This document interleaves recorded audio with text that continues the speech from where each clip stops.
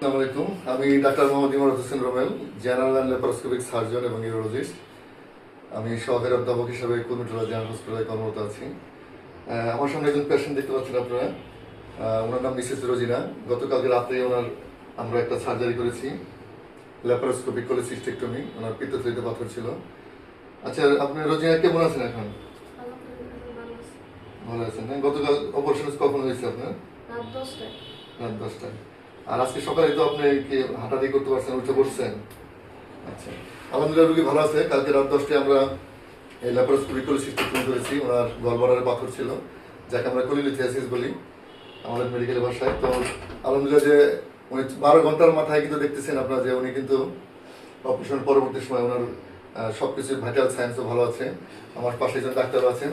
আচ্ছা, ওনার তো কি সব ভাইটাল সায়েন্সগুলো তো ভালো, আপনি দেখছেন সব ভালো আছে না?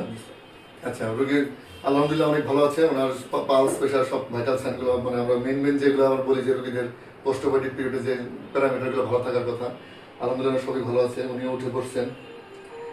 এখন আপনার কোনো সমস্যা আছে? কোনো সমস্যা নেই না? আপনার তুমি তো ভয় পাচ্ছিলেন অপারেশনের আগে, এখন কি অবস্থা? এখন ভয় নেই। হ্যাঁ, আমি গতকালকে বলেছিলাম যে এই অপারেশনের একটা সুবিধা হলো যে অপারেশন